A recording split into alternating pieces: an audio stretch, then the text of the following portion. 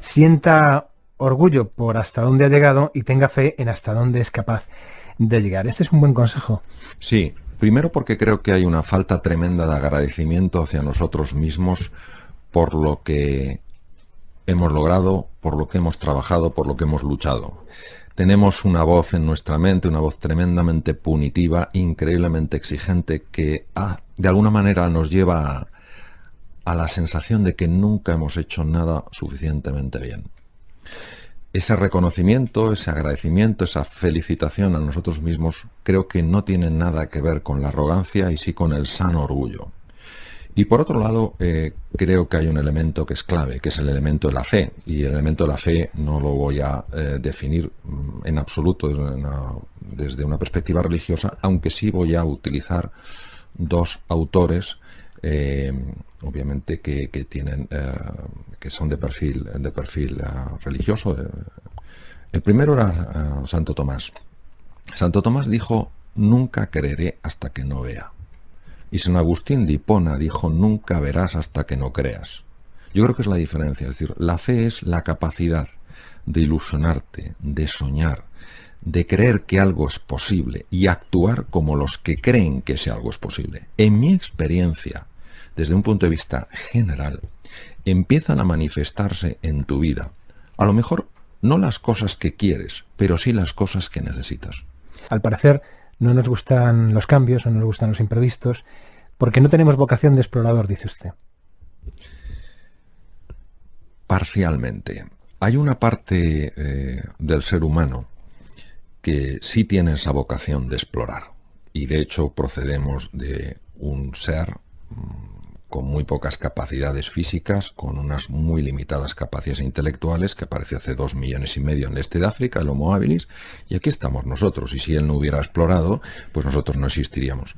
Pero hay otra parte en nosotros que se resiste de forma manifiesta a todo tipo de cambio. ¿A qué me refiero?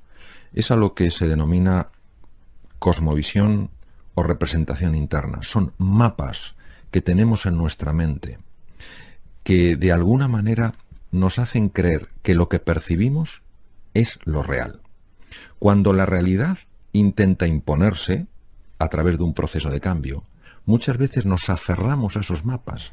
Queremos que lo que nos ha servido para navegar en el pasado nos siga ayudando a navegar en el futuro. Y hay cosas en ese mapa que tienen que ser cambiadas. A esta resistencia al cambio me refiero. Y yo creo que usted habla también de una aventura interior, ¿no? Yo creo que el ser humano no tiene ni idea de quién es. Digamos que hay 3 capas en el ser humano. La primera es quiénes somos en realidad. Es el ser en letras mayúsculas. Es nuestra esencia, que es por naturaleza hermosa, bella, capaz, inteligente.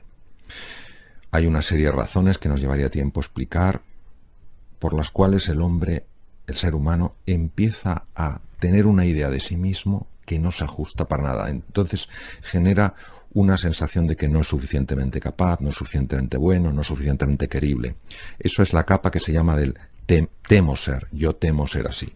Como nadie se manifestaría de una manera fácil mostrando aquello que teme, ha de crear una nueva capa. Esa capa es el pretender ser. Conocer el ser humano es traspasar esas capas de la cebolla y tocar su esencia. Y como decía Nelson Mandela en el discurso como presidente de la nación de Sudáfrica, dijo, utilizando unas palabras de una filósofa norteamericana, Marianne Williamson, dijo: el ser humano no tiene miedo a su oscuridad, el ser humano tiene miedo a su luz. ¿Quiere decirme que es el camino del héroe? El héroe no pensemos que es un ser grandioso, un ser invulnerable. El héroe es una persona que en un momento determinado, cualquiera de nosotros, cualquier persona normal, escucha una llamada. Y esa llamada es adentrarse en un territorio nuevo, en un mundo desconocido. Y a pesar de que no puede controlar ese entorno, da un paso adelante. Empiezan a ocurrir una serie de cosas en ese mundo, empieza a encontrarse con lo que se llama sus ayudas y sus sombras. Y a través de caminar por ese terreno desconocido, descubre de sí mismo cosas que le ayudan a transformarse. De tal manera que cuando vuelve al mundo del que partió, es un ser que se parece mucho más a quien es en realidad, no a quien creía que era. Lo que vemos no siempre es bueno. Es mejor verse en todo caso. Bueno, yo creo que la palabra bueno o malo habría que definirla con bastante cuidado, porque cosas que no nos parecen buenas ahora, luego resulta que son cosas fantásticas después. Cosas que nos parecen malas ahora, pasado el tiempo, pues son cosas que nos ayudan mucho a crecer. Yo creo que el ser humano ha de observarse a sí mismo no enjuiciándose como bueno o malo, sino intentando comprenderse. Entonces yo quitaría, no quiero decir, por supuesto, que no exista ni una ética ni una moral, por supuesto, en el campo del que estoy hablando yo es el campo de la consciencia. Entonces la consciencia no se amplía juzgándose, la consciencia se amplía observándose con un espíritu de curiosidad y de fascinación, como decía Albert Einstein, abriéndonos la belleza al misterio. Pues no sé si existen recetas, guías, consejos para avanzar por ese camino del héroe. Sí, no hablaría tanto como receta, sí hablaría más como guías. La guía para avanzar en el camino del héroe, la primera que yo describiría es la guía de la humildad. La palabra humildad no goza de especial glamour y sin embargo procede de la raíz latina humus, que es lo que fertiliza la tierra. Yo creo que la humildad es la virtud más importante de todas porque es aquella que nos permite acercarnos a las cosas con la mirada limpia de un niño, sin ir con prejuicios, con ideas preconcebidas, con ideas de se ajusta o no se ajusta a lo que yo pienso, sencillamente abriéndose a la experiencia. La segunda cualidad creo que es el valor. El valor no quiere decir no tener miedo, el valor quiere decir no dejar que el miedo te paralice en aquellas cosas que son realmente importantes. Todo ser humano puede ser un héroe por amor. Entonces, el valor es ese compromiso de dar la cara, de defender aquello que verdaderamente merece la pena que se le defienda. Lo tercero, creo que es un cierto sentido de aventura y de curiosidad. Nuestro nivel de felicidad tiene mucha relación con el nivel de incertidumbre en el que nos podemos introducir y en el que a su vez nos podemos sentir cómodos. Sin esta hambre, sin esta sed por crecer o por evolucionar, creo que es difícil avanzar por el camino del héroe. Y creo que hay otro punto, para no extenderme más, que es el de la contribución. Yo creo que el camino del héroe no es un camino que se recorre solo. Yo creo que el camino del héroe es un camino que se recorre para beneficiar a otros. Hablando de palabras, doctor Alonso, ser y estar no son verbos que signifiquen exactamente lo mismo. Quiero que me digan 2 minutos, si es posible, qué es un concepto, el estado mental limitante, y a partir de ahí qué diferencia hay entre esos verbos que le he dicho. Un estado mental limitante es una situación que origina en nosotros que recursos, aprendizaje y experiencias que tenemos y que nos pueden ser tremendamente útiles para resolver exitosamente un desafío no lo podamos hacer. Un estado mental limitante es una situación en la que el pensamiento, el cuerpo y los sentimientos están generando un caos interno que evita que seamos eficientes.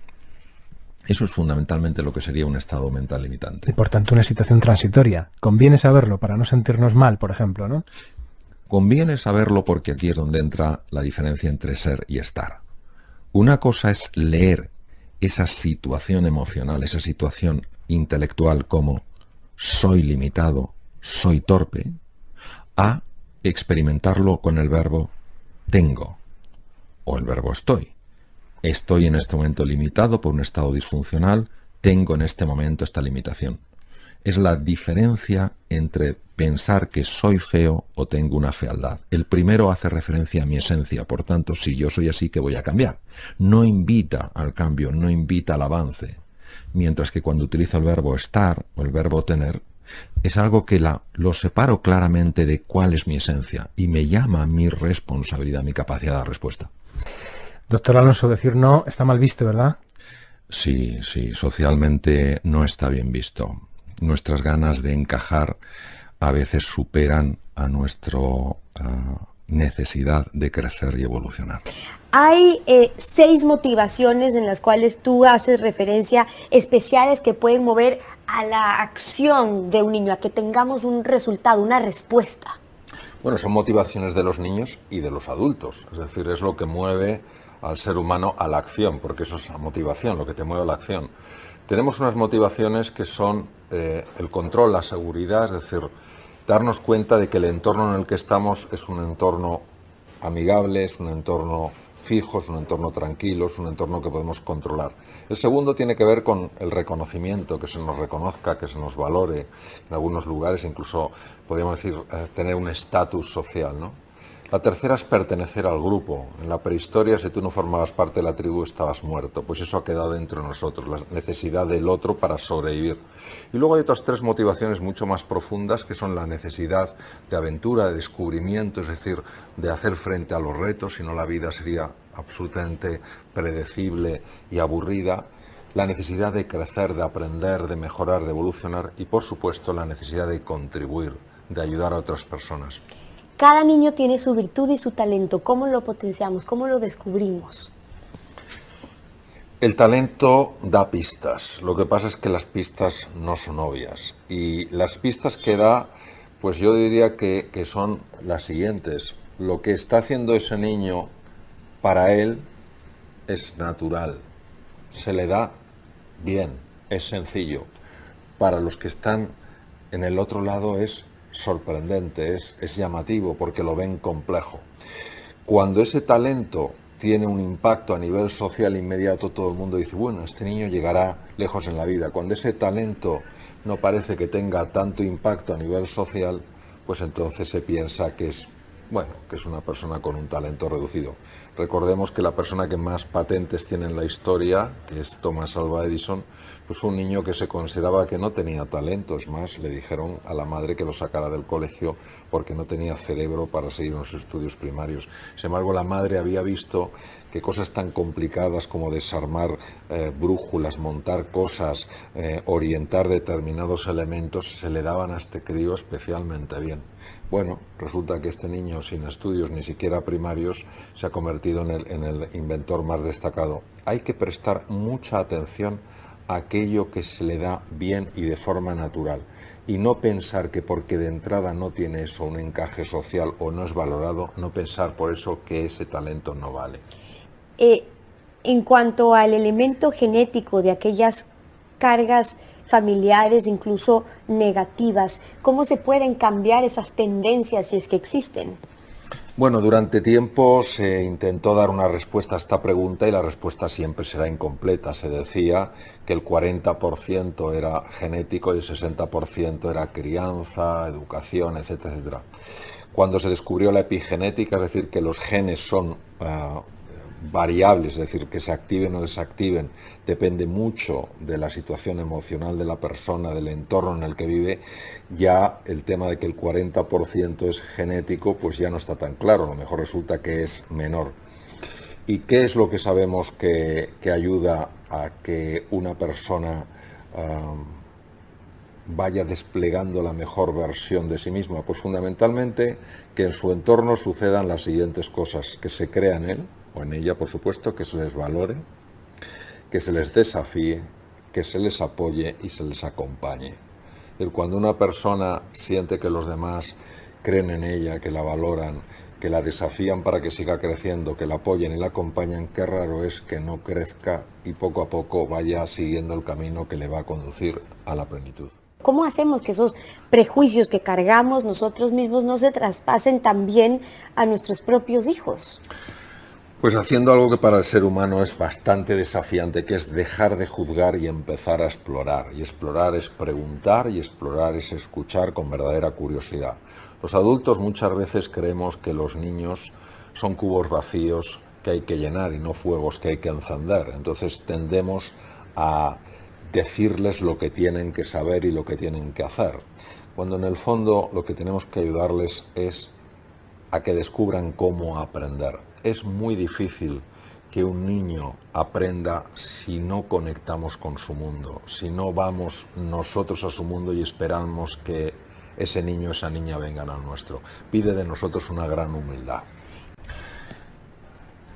No podemos evitar, en mi experiencia, que cada uno haga su propio análisis de la realidad, tenga su propia percepción de las cosas y llegue a sus propias conclusiones. Lo que sí que podemos hacer es favorecer que la comunicación siempre esté viva. Es decir, si yo tengo una visión radicalmente distinta de las cosas a la que puede tener un hijo mío, pero en lugar de descartar, desacreditar su visión porque es distinta a la mía, yo procuro generar espacios de conversación, de comunicación, donde verdaderamente quiero entender su mundo, entonces se puede encontrar una conexión y lo que era lo uno o lo otro se convierte en lo uno y lo otro. Los niños y adultos que se sienten y se saben queridos son personas que cognitivamente funcionan mejor, emocionalmente están más equilibrados, hacen mejor su trabajo, sus relaciones sociales son más eficientes y más agradables. Siempre es un tema de amor, es decir, el amor en el ser humano tiene un impacto enorme. Pero no solo en el ser humano, por ejemplo, se ha visto en macacos, que son monos que se utilizan para la experimentación. Cuando se les aparta de sus padres, se les cría de forma independiente, aunque se les dé de comer, los macacos empiezan a exhibir 3 características muy notables a medida que crecen. La primera es que son extraordinariamente torpes. O sea, no aprenden como los otros macacos, les cuesta aprender, les cuesta encontrar las salidas de los pasadizos, donde está la recompensa. Lo segundo es que son muy agresivos. Es decir, incluso para los propios cuidadores tienen que tener mucho cuidado acercándose a ellos, porque son muy agresivos. Y el tercer elemento es que están casi siempre enfermos. Se han estudiado los genes y se ha visto que un gen relacionado con la inteligencia está desactivado, un gen relacionado con la conducta social está desactivado y un gen relacionado con el funcionamiento del sistema inmune está desactivado. Cuando esos macacos se les ha puesto de nuevo en entornos sociales amables, cariñosos, los genes se han vuelto a activar, es decir, esos macacos han vuelto más inteligentes, más sanos y mucho más sociables.